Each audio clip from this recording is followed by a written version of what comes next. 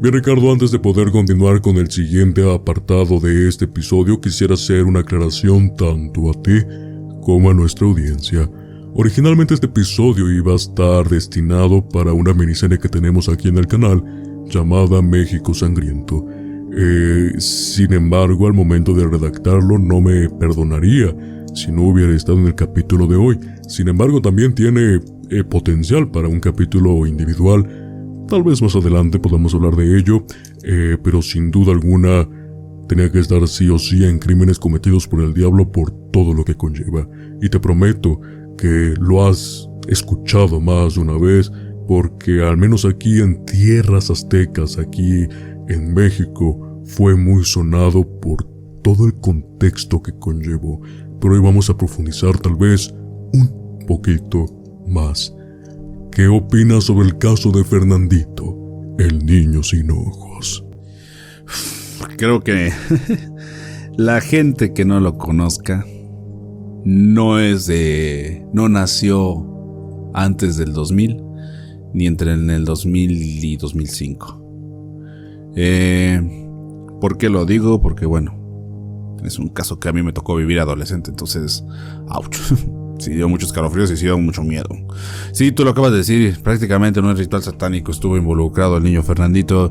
Desgraciadamente ocurrió acá en México, desgraciadamente ocurrió en la zona más escabrosa del país en cuanto a crímenes que se han registrado de zonas de inseguridad popularmente a través de los años, y que ha sido la que se ha mantenido como número uno durante muchos años.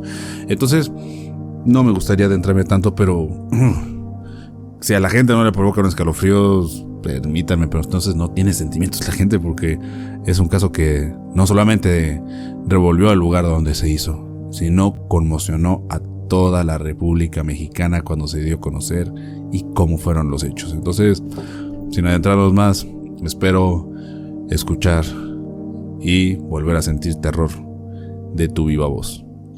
En mayo de 2012, en una humilde casa en la colonia Ejidos de San Agustín Atlapulco, en Nezahualcóyotl, Estado de México, un grupo familiar celebró lo que describieron como un ritual religioso apocalíptico.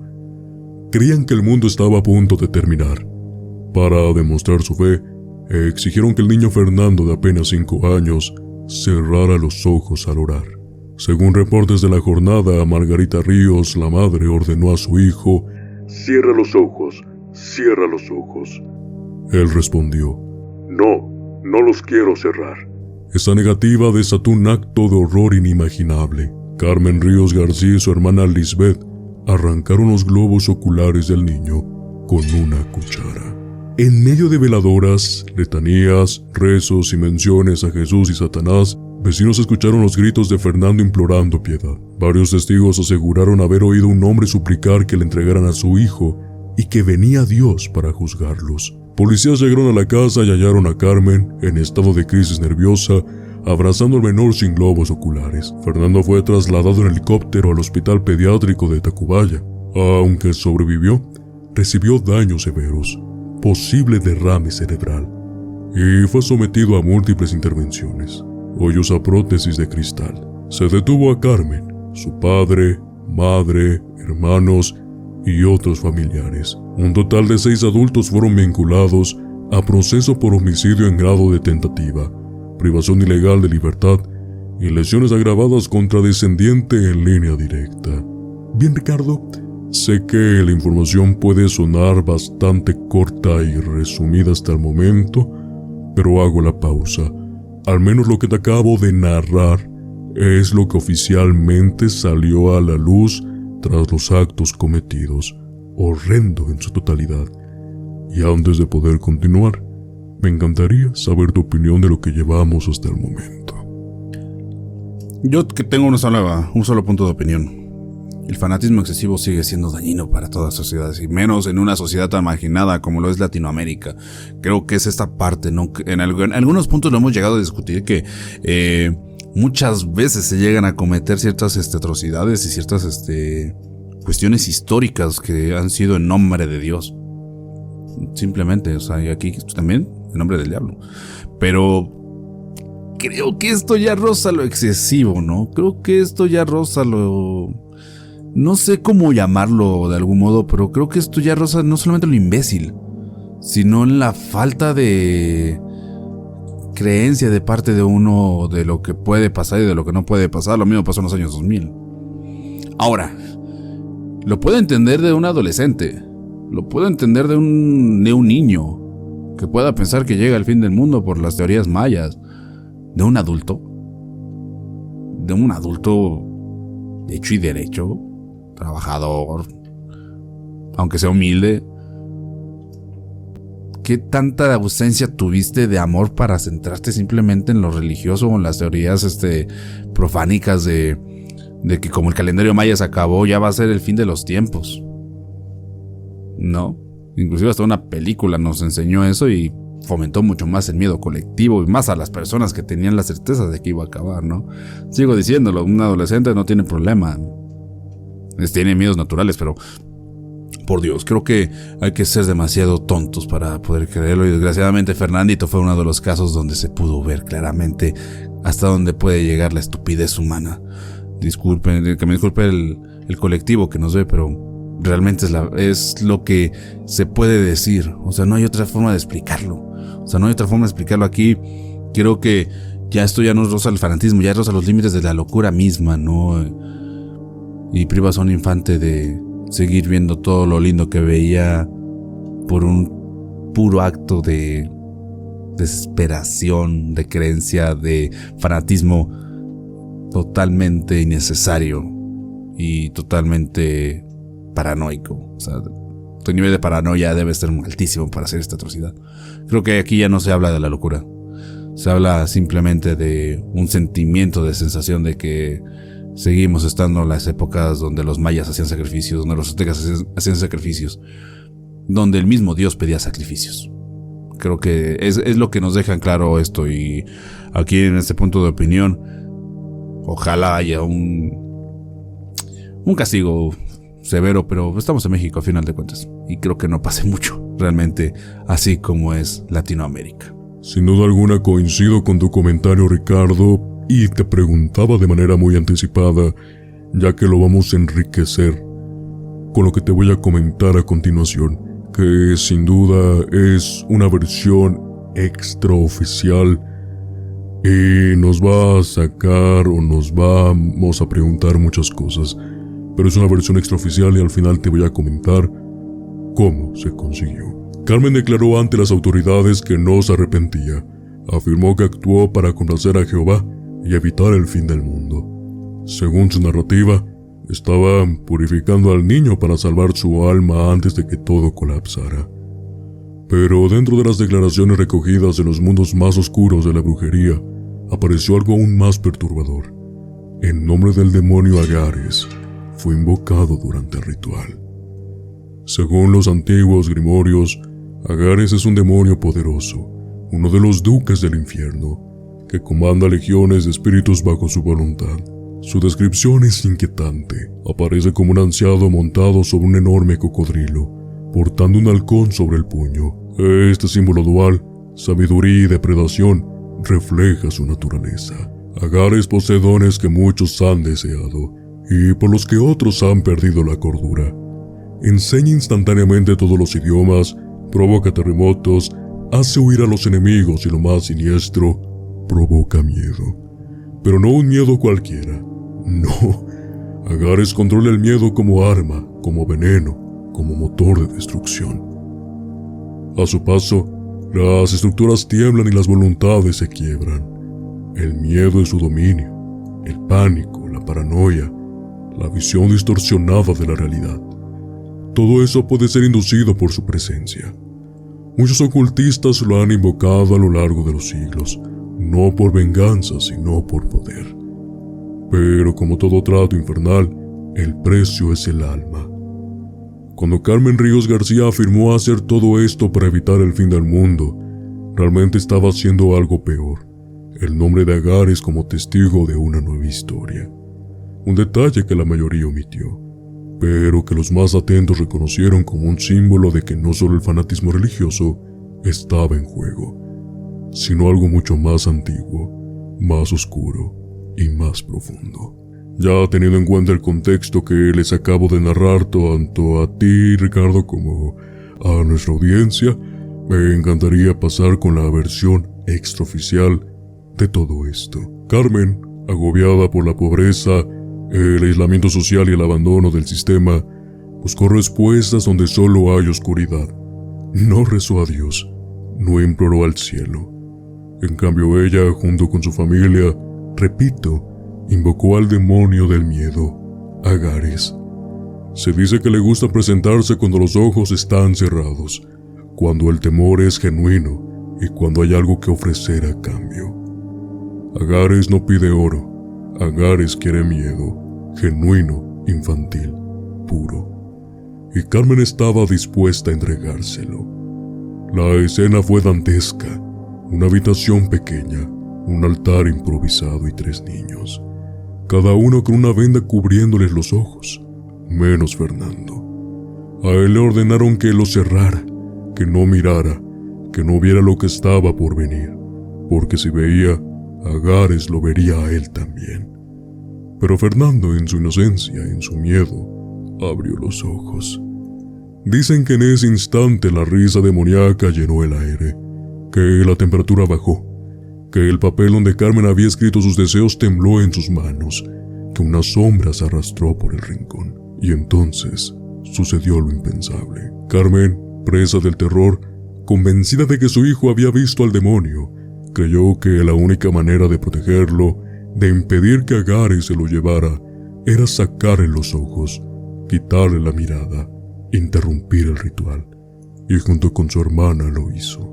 Le arrebató la vista a su propio hijo con sus propias manos. La versión oficial habló de un delirio, de una psicosis, de una madre trastornada, pero la versión extraoficial cuenta que todo esto fue parte de un ritual fallido, que Carmen no quería evitar el fin del mundo, sino solucionar sus problemas con la ayuda del infierno, y que al ver que su hijo rompió las reglas, hizo lo único que se le ocurrió para detener el ritual, cegar al niño, y con ello, el miedo mismo. Pero nadie ganó. La risa es de nerviosismo para todo lo que nos escuchan, ya que en efecto una versión con la otra no tienen nada que ver, se desconocen totalmente. La versión oficial nos decía sobre salvar el mundo y la segunda sobre un ritual fallido. Ahora bien, ¿de dónde viene toda esta información? Porque es muy curioso que no se platicara como quisiéramos, digamos en la punta del iceberg. Resulta, tenía este desconocimiento, que en el mundo de la brujería hay un periódico que justamente trata sobre estos temas. Y en una de las tantas ediciones de dicho periódico, se publicó una carta mandada de Carmen hacia alguien externo de la cárcel y, repito, fue publicada. Ahí es donde contó esta versión extraoficial, en que obviamente nadie lo sabía hasta ese momento, contando la verdad, su verdad. E incluso, como un detalle perturbador y un dato curioso, se dice que al momento de que Fernandito abrió los ojos, que se los destapó, sí lo pudo ver y que lo describió, como una cucaracha gigante, como un insecto aterrador, como un devoraalmas. Entonces, esa es la versión extraoficial. No lo hace... Bueno, en teoría, en esta carta, justifica que lo hizo justamente para salvar a su hijo. Pero ¿qué ganó? Nadie ganó nada, al contrario, todos perdieron, más este pobre niño. Y para poder continuar, ese es el dato que se tiene hasta el momento. Básicamente, tal vez lo intentó salvar, pero hizo todo lo contrario. Me encantaría saber tu opinión porque en efecto, como te lo comenté anteriormente, es un giro de 180 grados. Lo que vimos primero, tal vez como una muestra de purificarlo, en realidad fue un intento por salvarlo del presente y para evitar que alguien se lo llevara al presente de ese momento, claro. Pero vaya, wow. En ambos casos, cualquiera de las dos versiones de la historia, cual sea real, cual sea mentira, Ninguna de las dos es nada agradable de poder escuchar y mucho menos narrar. Estoy atónito. Estoy consternado. De verdad estoy consternado. Creo que... no sé. Creo que pensarlo simplemente sí te da muchos escalofríos. Más que nada por cómo es México. Caracterizado por hechos paranormales, pero de otro tipo. De un tipo mucho más escabroso en muchos aspectos, ¿no? Estamos muy acostumbrados a convivir con la muerte y con los muertos, pero no con los demonios. Y creo que eso es algo que queda aquí claro. De algún modo sí sigo pensando que hay un cierto exceso de fanatismo, pero no me deja de dar vueltas la cabeza la probabilidad de que se haya sido cierta la versión que se está dando, ¿no? Digo, vuelvo a decirlo, o sea... Creo que muchas personas pueden ser escépticas y no pasa nada, pero este tipo de casos y más por ese no sé, lo extremo que fueron, sí te deja con el hilo en la cabeza de que pueda ser cierto. No de que no se pueda dar, sino que realmente sucedió. De que realmente pasó, de que realmente sí vieron algo más. Y de que el pequeño Fernandito lo pudo ver. Pero creo personalmente que tenías otras soluciones al alcance, ¿no? Digo, no es como que te diga no es probable, pero ¿por qué no simplemente llegas y le tapas los ojos a tu hijo? Le pones las manos. ¿Qué tantas cosas iban a hacer ahí? O sea, ¿qué es lo que no tenía que ver él? ¿Qué es lo que no tenía que presenciar? ¿Qué es lo que le estaban ocultando? Y sobre todo, ¿por qué inducirle ese miedo? ¿Por qué quitarle los globos oculares? ¿Por qué? ¿Por qué? O sea, creo que hay muchos porqués en esta historia y te deja con esa sensación de vacío. Ahora, si será cierto que lo haya visto. O sea, creo que es una pregunta que mucha gente se va a estar haciendo ahorita, ¿no? Más que nada por cómo se describe, más que nada porque nos acaba de decir, es una versión extraoficial que la misma Carmen dio y que simplemente encontró una solución desesperada para su ritual fallido, para lo que iba a cometer, pero ¿a quién iban a entregar entonces? Esa es mi pregunta principal. O sea, no falleció nadie, pero hubo una consecuencia terrible. Iban a quitarle la vida a alguno de ellos seguramente, por lo que me estás contando. Porque a final de cuentas, todo precio por el hecho de buscar un beneficio tiene un costo grandísimo, y cuando se trata de cosas del diablo siempre es el alma. Entonces creo que en ese aspecto es donde nos tenemos que poner a detener y a pensar un poquito que las situaciones y las circunstancias que se estaban llevando están siendo demasiado duras y demasiado grotescas como para implorar y tratar de convocar ahora es para que él sea el que te resuelva tu vida. No es el fin del mundo, es el poder. Está asociadísimo con eso, nos los acabas de describir. Y lógicamente, ¿qué vas a dar a cambio? O sea, lo quieres para ti, pero no puedes permear y darte simplemente el lujo de decir, es la mía la que te vas a llevar, es mi vida la que te vas a llevar en el momento que quieras, ¿no?